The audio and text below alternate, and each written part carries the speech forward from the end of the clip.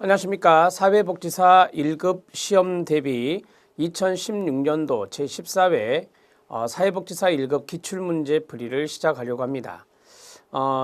우리가 8영역이죠. 8영역이어서 13문제, 12문제 그렇게 해서 한 영역마다 촬영을 할 겁니다. 그 모두 16강 정도 되겠는데요.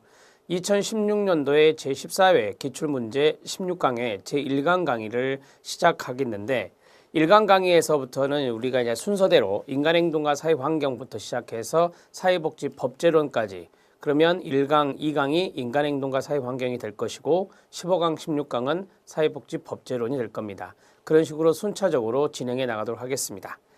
1번 문제, 인간행동과 사회환경의 1번 문제 보기에 앞서서 간단하게 총평을 하면 인간행동과 사회환경 1교시에 있는 첫 번째 영역이죠. 우리가 이제 8영역을 보게 되는데 여기에서 2가지 영역만 좀 어려웠고 나머지 6가지 영역은 쉬웠습니다. 그 어려웠던 영역은 사회복지 조사론과 사회복지 정책론입니다. 전통적으로 많이 어렵다라고 생각하는 영역인데요. 이번에도 그 두 영역이 조금 어려운 편이었고 그 다음에 나머지 6가지 영역은 여러분들이 순탄하게 풀 수 있는 문제들이 많이 나왔습니다. 이것은 이 발표된 합격률을 보고도 알 수 있습니다. 응시자 대비 합격률이 47.35%입니다. 상당히 높죠. 거의 50% 가깝게 합격하셨다라고 하는 겁니다. 그만큼 문제를 쉽게 풀어낼 수 있었다라고 하는 것이 간단한 총평이 되겠습니다. 여러분들이 나중에 이제 계속해서 17회, 14회, 15회, 16회, 2017년도에 시험 보는 15회, 16회 계속해서 그 시험을 준비할 때 과년도의 기출문제를 잘 참고하는 게 중요합니다. 사회복지 조사론과 사회복지 정책론은 과년도에도 계속해서 어렵게 출제된 것들이 많이 있습니다.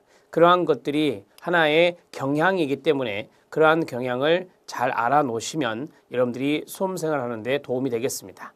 그러면 이번 시간에는 사회복지 기초과목에 해당되는 인간행동과 사회환경의 1번 문제부터 13번 문제까지 풀어보도록 하겠습니다. 첫 번째는 인간의 발달에 대한 부분입니다. 한 문제 정도 출제가 되죠. 많이 나오면 2문제까지 출제되기도 하고요. 인간 발달에 관한 설명으로 옳지 않은 것은입니다. 발달은 일정한 순서를 거치고 있습니다. 일정한 순서라 하면 상부에서 하부, 중심에서 말초가 되겠습니다. 발달과 변화는 전생애를 걸쳐서 이루어집니다. 여기서 중요한 것은 전생애란 단어죠. 전생애에 발달이 이루어진다는 것 알고 계시죠? 맞습니다. 자, 발달은 특수활동에서 전체 활동으로 이루어진다. 이건 예전에 나왔던 지문 중에 하나입니다. 아니죠. 전체 활동에서 특수활동으로 이루어진다라고 봐야 됩니다. 우리가 중심에서 말초로 발달이 이루어진다 그랬잖아요.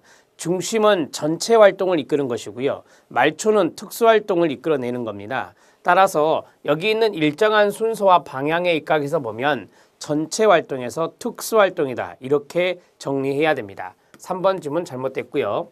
4번 지문 발달을 이해하는데 사회 환경은 필수적 요인이 된다. 그렇죠. 인간의 발달은 환경을 고려할 수밖에 없어요. 그래서 이 사회 환경적인 요소 이런 것들이 필수적인 요인이 됩니다. 발달은 환경 속 인간의 맥락에서 이해되어야 합니다. 환경 속 인간의 맥락이란 게 무엇일까요? 네, 인간과 그 다음에 사람과 환경의 상호작용을 말하는 것입니다. 따라서 여기 있는 person이라고 하는 인간과 environment라고 하는 환경의 상호작용 이러한 맥락에서 발달을 이해해야 된다는 것입니다. 우리가 이런 이야기가 있죠. 유전과 환경의 상호작용이란 말이 있습니다. 이게 바로 유전적인 요소라면 이게 바로 환경적인 요소가 되겠죠. 그래서 유전과 환경의 상호작용에서 발달을 이해하는 원리도 있거든요. 이러한 것들이 바로 환경 속 인간과 연관성이 있겠습니다. 1번의 답은 3번이 답이 됩니다. 자, 2번 문제에 들어가도록 하겠습니다.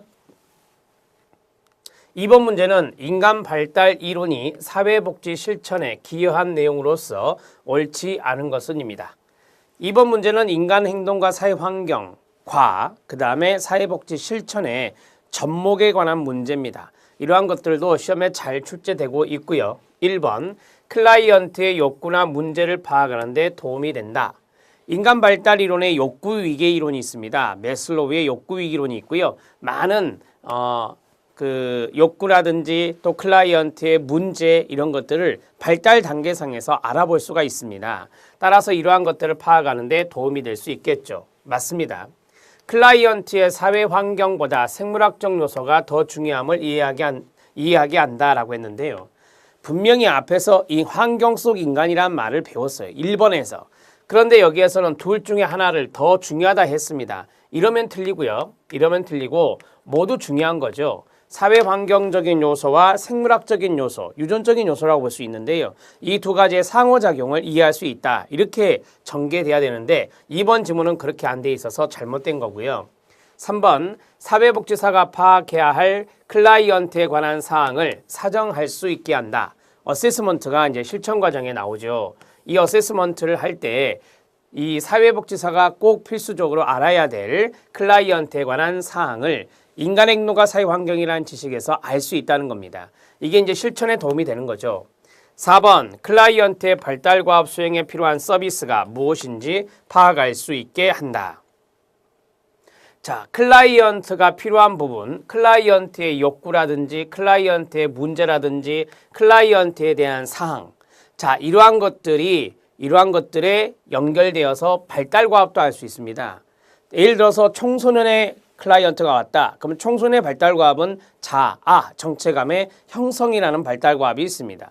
그러면 이 발달 과업 수행에 필요한 서비스, 사회복지사는 서비스를 제공하는 제공자입니다. 그래서 이러한 서비스가 무엇인지 알 수가 있을 겁니다. 발달 과업에 맞는 서비스가 주어져야 되는데 그 발달 과업을 이해하기 위해서는 인간 행동과 사회 환경이라는 인간 발달 이론이 중요하다는 거죠. 사회복지사가 모든 연령층의 클라이언트를 이해하고 그들과 함께 일할 수 있게 한다라고 했습니다. 모든 연령층의 클라이언트. 네, 우리는 인간의 발달 단계를 배운단 말이에요. 그래서 모든 연령층의 클라이언트를 이해할 수 있고 또 그들과 함께, 그 클라이언트들과 함께 실천을 같이 하게 되는 겁니다. 클라이언트의 참여, 클라이언트의 선택을 강조하는 게 자기 결정권이라고 하죠. 실천에서 중요한 거 아닙니까? 따라서 2번의 답은 2번이 답이 되겠습니다. 지문이 좀 길지만 여러분들이 답을 쉽게 찾을 수 있는 문제 중에 하나였습니다.